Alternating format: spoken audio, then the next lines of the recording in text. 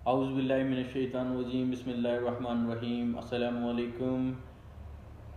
मेरा नाम डॉक्टर अब्दुल मुकीत है और मैं डॉक्टर अब्दुल मुकीत होम्योपैथिक क्लिनिक से आपसे मुखातिब हूँ। जैसा कि आप तमाम व्यूअर्स को पता है कि वीडियो काफ़ी अर्से के बाद अपलोड कर रहा हूँ, उसकी बेसिकली वजह ये थी कि मैं खुद कोरोना वायरस से इन्फेक्टेड हो गया था और आप सब लोगों को इल्म है कि इस टाइम ये पेंडेमिक डिजीज़ है और पाकिस्तान के अंदर ये सरायत कर चुकी है। और उसका जो खौफ हमारे दरमियान पाया जाता है, उसके हवाले से मैं आपको बताना चाहता हूँ कि मुझे कोरोना वायरस इन्फेक्शन हुआ था और तकरीबन मैं कितने 14 डेज़ फुल क्वारंटाइन रहा हूँ और उसके बाद 22 डेज़ तक मैं बाकी क्वारंटाइन मैंने टाइम काटा है।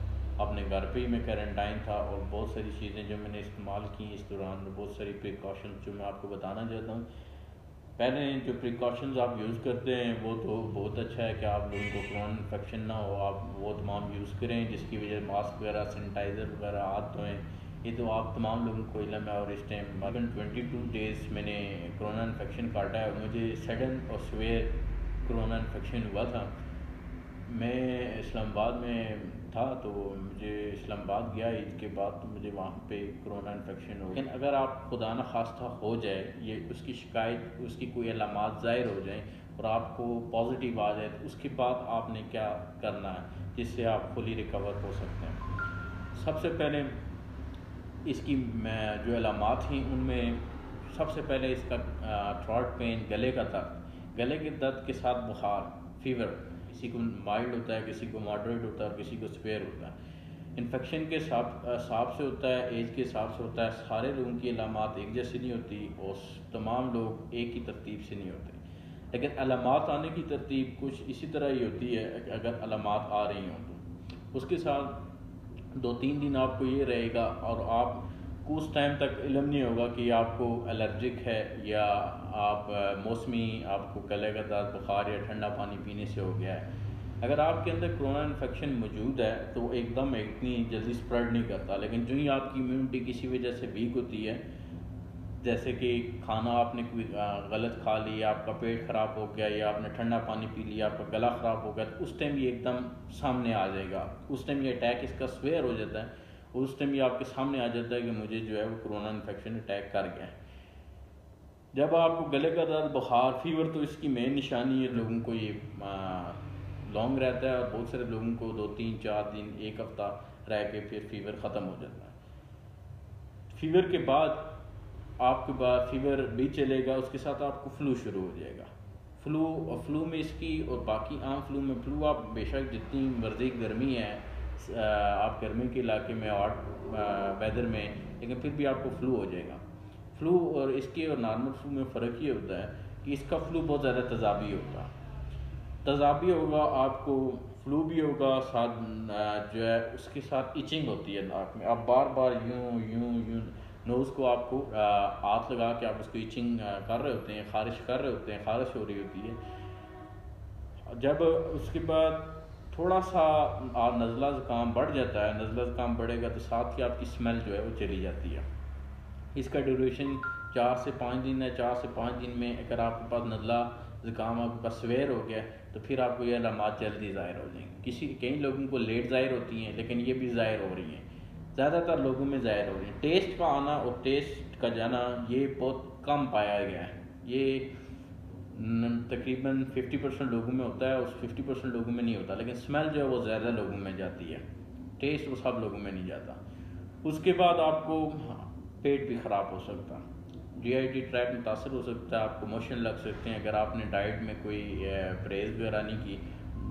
डाइट में इसमें बहुत ख़ास परहेज़ करनी पड़ती है क्योंकि आपका गला भी ख़राब होता है, आपको फीवर भी है, उसके अलावा आपको जो है वो अगर आपके उसके साथ ही अगर आपको मोशन लग गए तो फिर आपको बहुत प्रॉब्लम हो सकती है क्योंकि डिहाइड्रेशन हो जाएगी और इलेक्ट्रोलाइट डिसबैलेंस हो जाएंगे, आप में बहुत शदीद वीकनेस हो जाएगी, जिसकी वजह से आपको डाइट के ऊपर ख़ास ख्याल रखना पड़ता है। अगर आप एहतियात मेडिसिन कोई भी यूज़ नहीं कर रहे, लेकिन फिर भी आपको सबसे पहले इस अपनी डाइट का ख्याल रखना पड़ेगा ताकि आप उससे बच जाएं।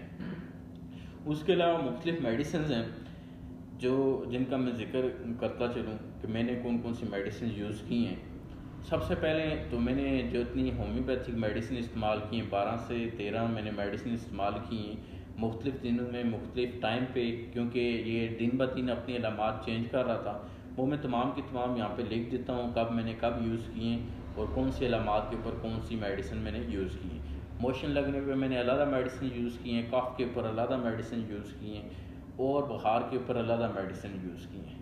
उसके अलावा क्योंकि मेजर अलामात होती है, अगर ये स्वेयर हो जाता है वहाँ से अगर आप इसका ख्याल नहीं रखते, आपने ख्याल नहीं रखते और ये स्वेयर हो जाएगा तो फिर आपको सांस में प्रॉब्लम शुरू हो जाती है और शदीद किस्म की कफ़ लग जाती है। कफ़ ड्राई होगी और कफ़ के साथ जो है वो आपका सांस में प्रॉब्लम शुरू हो जाता है और ये बढ़ता ही जाता है। कफ़ अगर ज़्यादा होगी फिर आपको चेस्ट पेन शुरू हो जाएगा। चेस्ट पेन के साथ आपको सांस का प्रॉब्लम भी शुरू हो जाएगा। अगर आप इसको फिर यहाँ पे कंट्रोल कर लेते हैं मेडिसिन के ज़रिए, क्योंकि इस टाइम आपको मेडिसिन की ज़रूरत पड़ जाती है, इस टाइम बिना मेडिसिन के आप रिवर्स नहीं आते। इससे पहली स्टेज पे आप बिना मेडिसिन के भी रिवर्स आ सकते हैं। इस स्टेज पे आपको मेडिसिन की ज़रूरत पड़ेगी। आपने उस सूरत में मेडिसिन यूज़ करनी है और मेडिसिन यूज़ करके यहाँ से रिकवरी की कोशिश करनी है। अगर यहाँ से आप रिकवर नहीं होते तो फिर आपको सांस की शदीद तकलीफ़ शुरू हो जाएगी।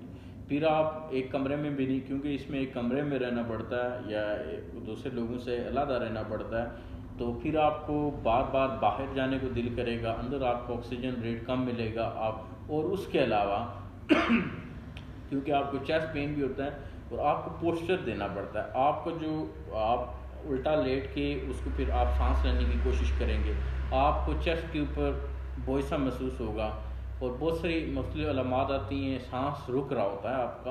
अगर ये स्टेज आ गई है तो फिर आपको मेडिसिन की मेडिसिन की ज़रूरत पड़ जाती है और मेडिसिन आपको आज स्टेज की मुख्तलिफ हैं।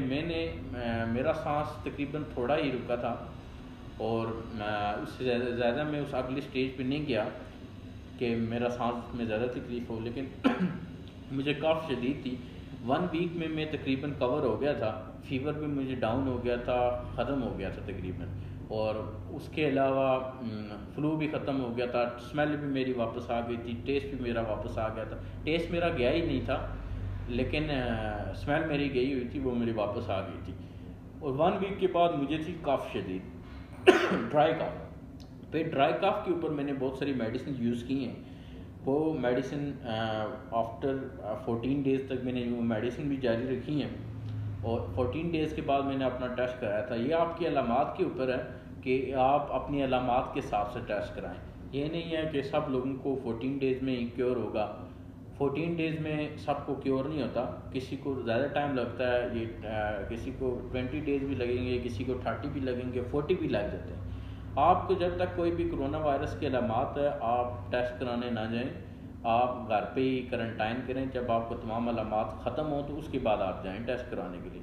और टेस्ट के हवाले से भी मेरा एक्सपीरियंस रहा है कि ज़ाहिर सी बात है कोरोना वायरस में टेस्ट ज़रूरी है कंफर्मेशन के लिए। वैसे तो इसकी ये अलामात हैं, जब आपकी स्मेल चली जाती है फिर तो आप कंफर्मेशन हो जाती है, लेकिन ज़ाहिर सी बात है दूसरे लोगों को बचाने के लिए आपको टेस्ट लाजमी कराना पड़ता है। बेशक आप ठीक हैं या आपकी तबीयत बेहतर हो गई है, लेकिन टेस्ट आप लाजमी कराएंगे। तो टेस्ट कराने के लिए अगर आपकी इन्फेक्शन कम है, आपको अभी 2, 3, 4 दिन हुए, 5 दिन हुए, तो फिर आप कभी भी एंटीबॉडी टेस्ट कराने ना जाएं। एक तो वो थोड़ा सा चीप है, तो बहुत सारे लोग जाके वो सबसे पहले एंटीबॉडी कराते हैं। एंटीबॉडी में हमेशा एंटीबॉडी में लेट आता है। एंटीबॉडी में कभी कभी एंटीबॉडी नेगेटिव आ जाती है लेकिन आप पॉजिटिव होते हैं, तो जिसकी वजह से सप्रेशन स्प्रेड होने का बहुत ज़्यादा चांसेस होते हैं। इसीलिए सबसे पहले अगर आपको एक्यूट इन्फेक्शन हो चुका है 4-5 दिन में और अगर आप उसकी कंफर्मेशन चाहते हैं तो फिर आप PCR करवाएंगे। डायरेक्ट PCR कराएंगे तो उसमें आपका जरासीम आ जाएगा और उसमें पता लग जाएगा कि कोरोना वायरस है या नहीं है। वहाँ से आप क्लियर हो जाएंगे। और 10 से 15 दिन बाद फिर आपने जो है ना 15 दिन बाद, 14 दिन बाद, 20 दिन बाद जब आपकी अलामात ख़त्म होती हैं तो सबसे पहले आपने PCR ही करवाना है। क्वारंटाइन ख़त्म करने के लिए आपने सबसे पहले PCR ही दोबारा कराना है। PCR दोबारा कराएंगे, अगर वो आपका नेगेटिव आ जाता है तो आप अपना, अगर आपके अंदर कोई सिम्टम भी मौजूद नहीं है तो फिर आप अपना क्वारंटाइन ख़त्म कर सकते हैं। और उसके बाद एक टेस्ट होता है एंटीबॉडी। एंटीबॉडी टेस्ट है, टोटल कुछ लैब्स टोटल एंटीबॉडी कर रही हैं, कुछ आईजीजी कर रही हैं, कुछ आईजीएम आईजीजी दोनों कर रही हैं। तो आपने टोटल एंटीबॉडी कराएं या आईजीजी कराएं वो आपका उसी सूरत में पॉजिटिव आता है जब आपको इन्फेक्शन हुआ होता है या पहले रह चुका होता है। और उसके लिए आपने लास्ट में ये टेस्ट कराना होता है कि आपके जिस्म में एंटीबॉडी मौजूद हैं कि नहीं और कितनी मिकदार में मौजूद हैं। अगर वो एंटीबॉडी आपकी बॉडी में मौजूद हैं तो वो पॉजिटिव आ जाएगा। वो टेस्ट पॉजिटिव आएगा तो उसका मतलब है ये नहीं समझना कि आपके अंदर कोरोना वायरस है। टोटल एंटीबॉडी से पहले आपने पीसीआर लाजमी कराना है। अगर पीसीआर नेगेटिव आया हुआ है तो फिर आपने टोटल एंटीबॉडी करानी है। टोटल एंटीबॉडी पहले नहीं कराना आपने। टोटल एंटीबॉडी कराने के बाद आपको ये एंटीबॉडी पता लग जाता है कि मुझे कोरोना वायरस था और एंटीबॉडी मौजूद है, और उसके बाद आप प्लाज्मा भी डोनेट कर सकते हैं अगर आप करना चाहें तो। खाने पीने के एहतियात के हवाले से बहुत इम्पॉर्टेंट है कि क्योंकि आपका गला भी ख़राब होता है, नज़ला ज़ुकाम भी आपको है। तो बहुत सारे लोग जैसे कि एक जब मैं बीमार था तो उस टाइम सना मक्खी चल रहा था, हर तरफ हर बंदा यही कह रहा था कि आप सना मक्खी यूज़ करें, सना मक्खी यूज़ करें, उसका कावा पिएँ। तो उसके हवाले से मैं ये अर्ज़ करना चाहता हूँ कि सना मक्खी बहुत गर्म होता है और वो वैसे जो है वो कॉन्स्टिपेशन के लिए देते हैं। तो अगर वो आप ज़्यादा यूज़ करेंगे तो फिर आपको मोशन लग जाएंगे, फिर उसको कंट्रोल करना ज़रा डिफ़िकल्ट हो जाएगा। तो इसलिए आप लोग जो है वो ऐसी कोई चीज़ यूज़ ना करें, ऐसे कावे जो हिकमत से तल्लक रखते हों, उनकी तासीर हो। और ऐसी कोई चीज़ अगर आपने यूज़ भी करनी है तो वो उससे रिलेटेड हकीम से या किसी बंदे से पूछ लें ताकि वो आपके लिए आपकी सेहत के लिए अच्छा हो तो वो आपको बता दे। दो चीज़ें और, एक आप अगर बीमार हैं तो आपको जो है ना विटामिन डी और विटामिन सी की बहुत ज़रूरत होती है। विटामिन डी आपने सुबह सवेरे तकरीबन 8-9 बजे आप धूप में चले जाएं, धूप तो है ही होती ही है, तो विटामिन डी आपको वहाँ से मिल जाता है। 1 घंटा आप लाजमी धूप में बैठें ताकि आपको विटामिन डी पूरा हो। उसके अलावा विटामिन सी के जो है वो टैबलेट्स वगैरह यूज़ कर सकते हैं आप। विटामिन सी किसी भी इन्फेक्शन डिजीज़ जितनी भी होती हैं उनके ख़िलाफ़ कारआमद होता है, आप वो यूज़ कर सकते हैं। तो ये दो चीज़ें ये तो आप यूज़ कर सकते हैं। उसके अलावा विटामिन से खाने पीने में आपको ये बताता चलूँ कि मैंने सबसे ज़्यादा सूप या यखनी जिसको कहते हैं सूप, ये बीफ की, मटन की और देसी मुर्गे की, ये 3 चीज़ें मैंने इन 3 चीज़ों की सूप मैंने बहुत इस्तेमाल की थी तकरीबन 3-4 दिन। जब मुझे तेज़ फीवर था तो मैं तकरीबन खाना भी इसी से खाता था और पीता भी यही था। और ज़्यादातर आप इसको इस्तेमाल ना करें कट्ठा 4-5 दिन, उससे भी आपको मोशन लग जाते हैं ज़्यादा सूप पीने से भी। जो ही आप थोड़ा बेहतर हो तो फिर आप नॉर्मल डाइट पे आ जाएं। नॉर्मल डाइट विदाउट चिकनाट और विदाउट चिल, मिर्ची के बिल्कुल मिर्ची नहीं डालनी है और उसको यूज़ करना है। आपने एक दिन अगर सब्ज़ी यूज़ की है तो दूसरे दिन आपने दाल भी खानी है और पूरे 14 के 14 दिन आपने गोश्त नहीं खाना। इसलिए बैलेंस डाइट रख के आपने चलना है। उसके अलावा फ्रूट आप खा सकते हैं लेकिन कोई भी चीज़ आपने ठंडी नहीं खानी। आपने हमेशा उसको फ्रिज से निकाल के, अगर फ्रिज में रखी हुई है तो फ्रिज से निकाल के आधे घंटे बाद आप उसको यूज़ कर लें। और पानी के हवाले से, लास्ट वाटर के हवाले से मैं बताता चलूँ कि ये बहुत ही ज़्यादा इंपॉर्टेंट है। शुरू के दिनों में मैंने पानी हमेशा गर्म ही पीना। गर्म से मुराद ये है कि आपने अगर एक बोतल में पानी वैसे भी रख दिया है तो वो रूम टेम्परेचर ज़्यादा होता है तो वो गर्म ही रहता है। लेकिन अगर आप किसी ठंडे इलाके में तो वहाँ पे आप लाजमी पानी गर्म करके पिएँ।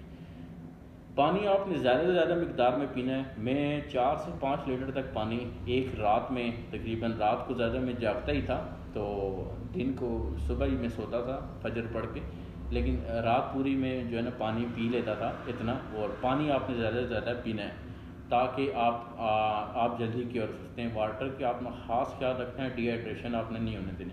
और मेडिसिन जिनका इस्तेमाल मैंने किया है वो आपको लिख देता हूँ, वो आपको लिखी हुई हैं, वो उनकी अलामात भी लिखी हुई हैं जिन जिन अलामात पे यूज़ किए हैं। बेहतर ये है कि अगर आपको हो जाता है और आप इनसे बचना चाहते हैं तो ये मेडिसिन भी यूज़ कर सकते हैं। इसके अलावा कोई भी जो आपका करीबी होम्योपैथ जानने वाला है तो उससे इन मेडिसिन के हवाले से पूछ के तो आप अच्छे तरीके से इनको यूज़ करके इससे क्योर हो सकते हैं। इसी के साथ ही जो मैं इजाज़त चाहता हूँ और मेरी दुआ है कि आप सारे लोग कोरोना वायरस से महफूज रहें और अगर खुदा न खास्ता आपको हो जाता है तो घबराने और परेशान होने की ज़रूरत नहीं है। तो ये ऐसी कोई डिज़ीज़ नहीं है जो क्योरेबल नहीं है, बहुत सारे लोग इसमें ठीक हो रहे हैं और अल्हम्दुलिल्लाह इसका डेथ रेट बहुत ही कम है आम डिजीज़ के मुकाबले में। परेशान होने की ज़रूरत नहीं है, जितना आप ज़हनी टेंशन लेंगे उतना ही आपको ख़राब करता है। तो मेरी दुआ है कि आप तमाम लोग जो है वो इस बीमारी से, इस डिज़ीज़ से, कोरोना वायरस से, इस पेंडेमिक से बच जाएँ।